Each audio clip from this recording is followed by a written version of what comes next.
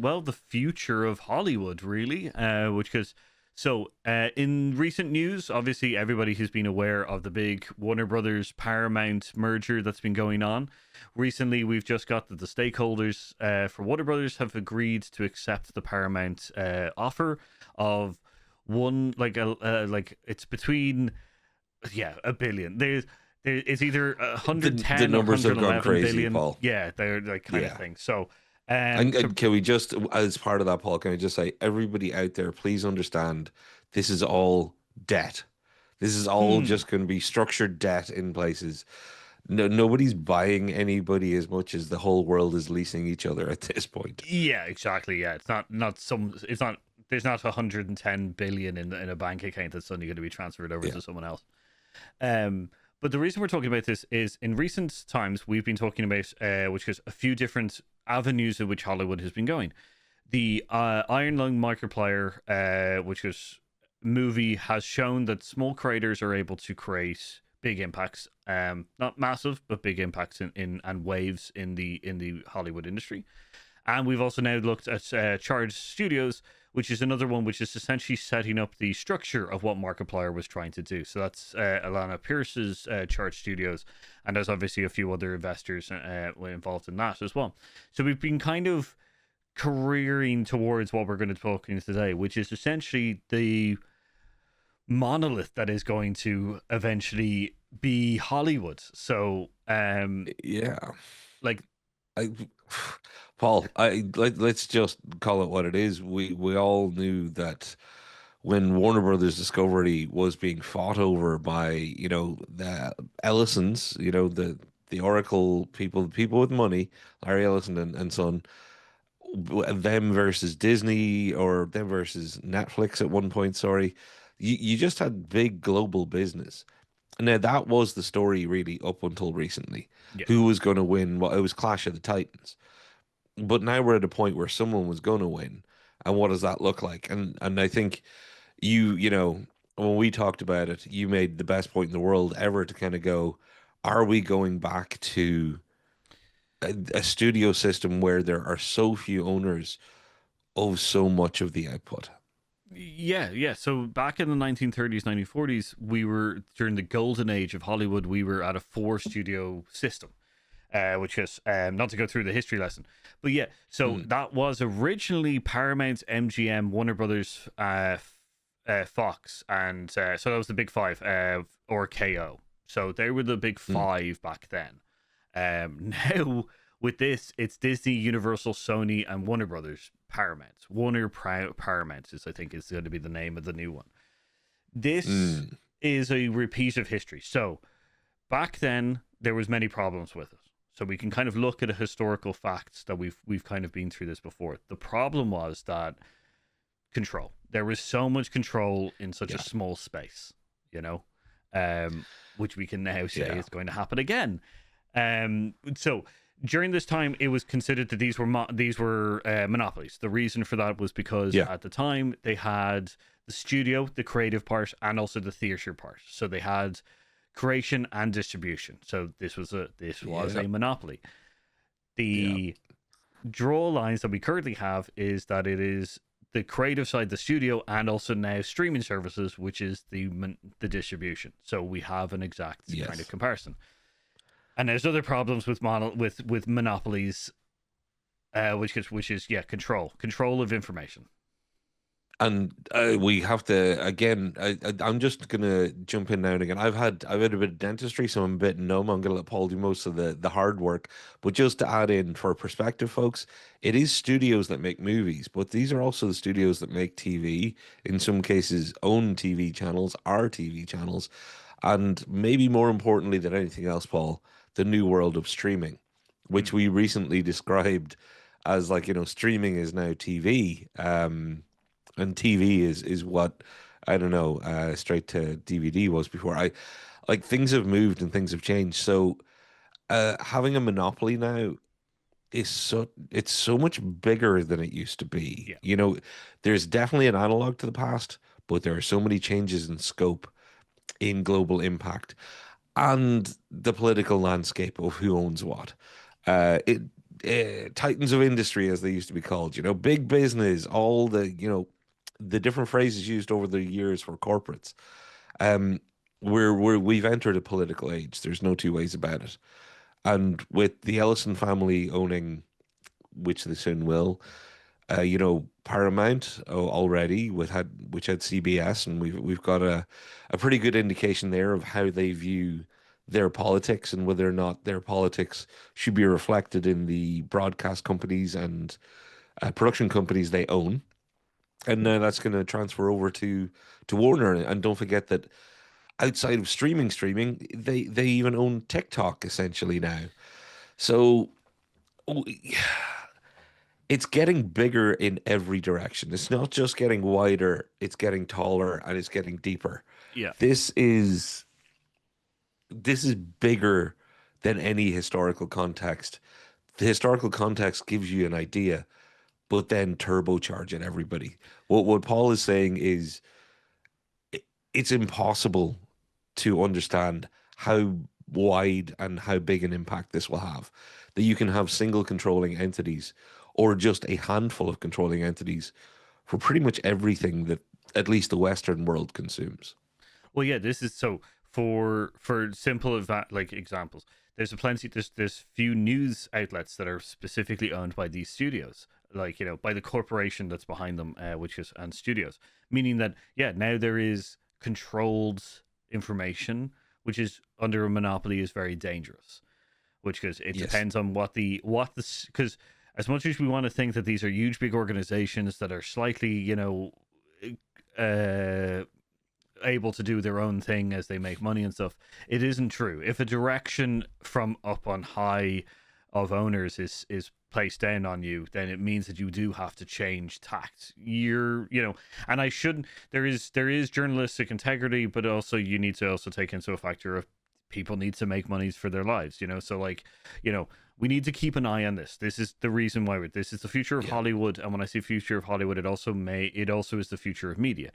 Now, some of the things, as we say, this is a historical.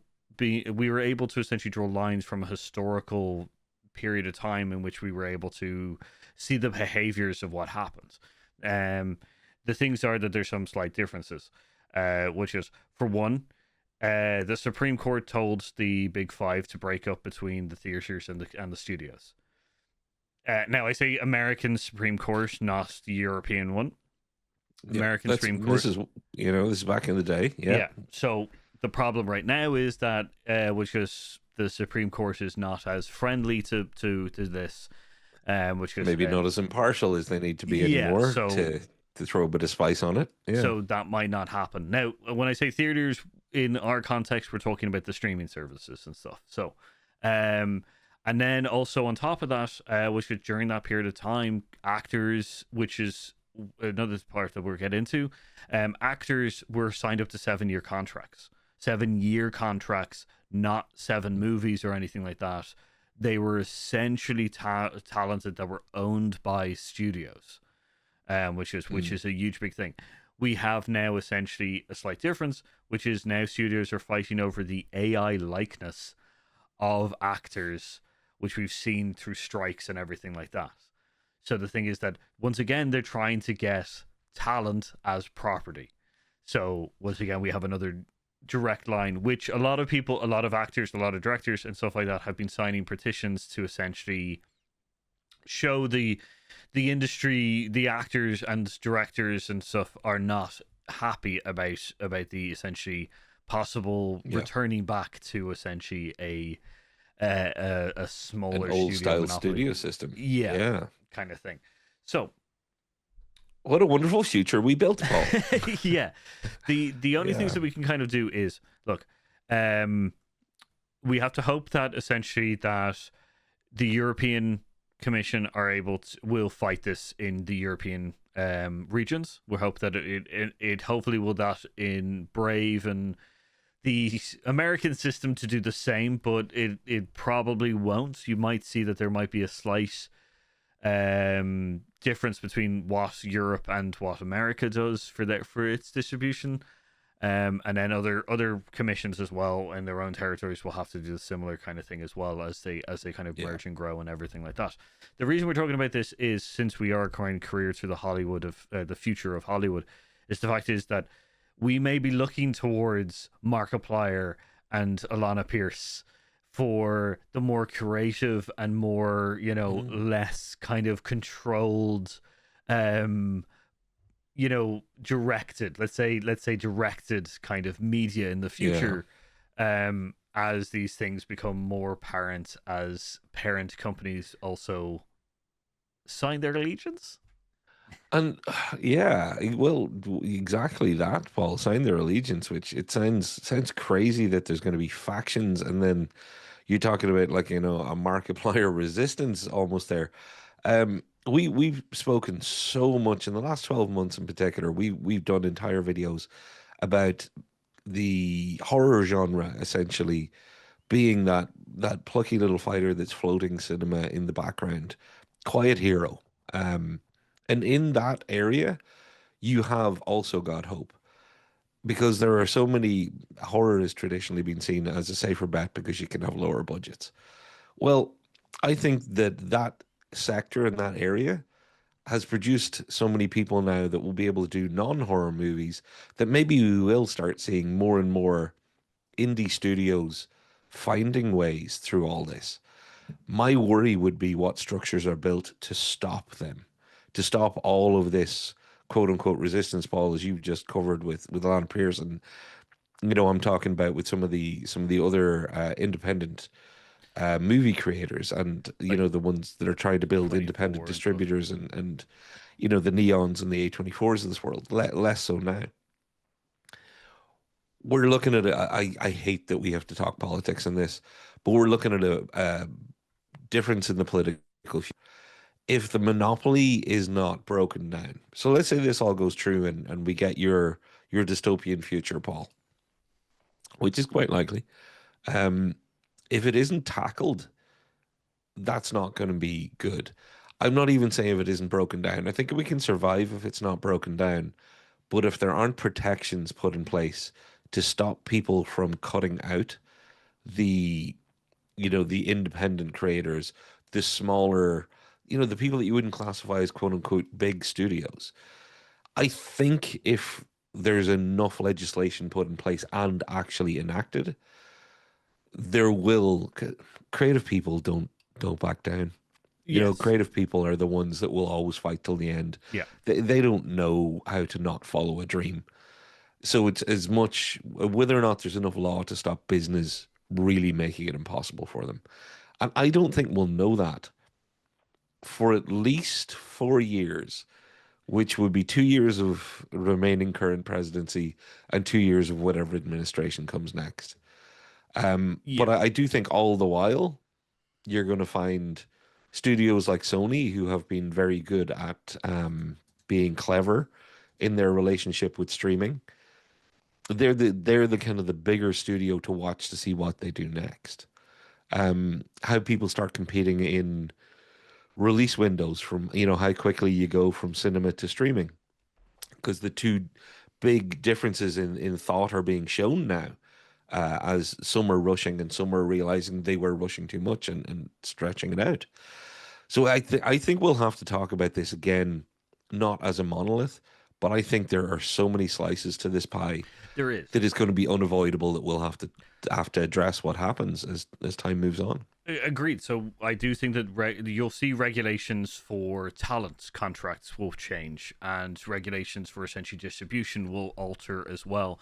And then there are, as you say, there are studios within the new big four, that are still showing essentially some restraint or some elements of which they aren't trying to use their monopoly to essentially do something kind of nefarious or anything like that. And we do have essentially other studios. There in the back in time in the 30s and 40s, there were smaller studios that were also fighting the big fight.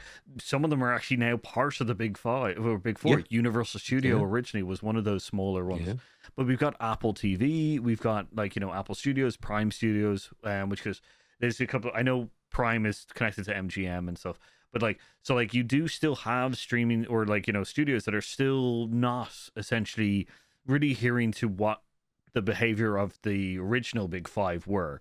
We're hoping Yeah. that essentially that will be the case, and that maybe that there will be enough competition between those big ones that the small ones will be able to carve out a gap and be able to essentially start to grow as well. And then, because that's what happened essentially, new talent was forced upon essentially the smaller studios, which found some of the Yeah. greatest names in you know, cinema history as we know them today.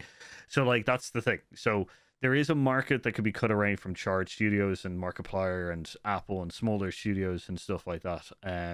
There is a gap. We just need them to fight for that, and as you say, need to make sure that they don't get essentially pushed out and kind of like monopolized.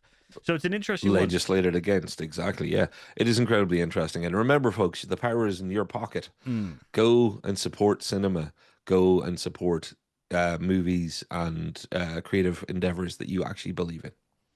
So let us know down below what you think of essentially the state of the union with the Hollywood kind of landscape as we go into essentially the big four studio system as we were in the past. I would definitely recommend looking up the history of that time period, because as I said, there's a lot of things we can draw parallels to. Which is, and yeah, let us know down below if which is, do you think this is a good thing? I'm going to say that no, in the thing, I don't think it is. But yeah, No, and I would be much more animated if half my entire face wasn't numb and anesthetized. But trust me, the grimace is there. You just can't see it. Because down with this sort of thing, as they said in Father Ted. Here's an Irish reference for everybody out there. so we definitely will probably be covering this again. This is just the start of it. We're kind of just laying the foundations of essentially maybe another video of the future state of Hollywood. Once we get the judgments of essentially the European Commission and also the which is the what was the American FCC. Yeah. So once we get judgments on those, we'll probably do another video because yeah, it'll be an interesting kind of landscape. Yeah, this is bottomless pit, I'm afraid. Yeah. Yes. So, Paul, I've been Patrick with a numb face. And I've been Paul with a fully fine face. Fine. Beautiful face. Like, subscribe, ring that notification bell, which could share us out as well. Which could, we've been here to say.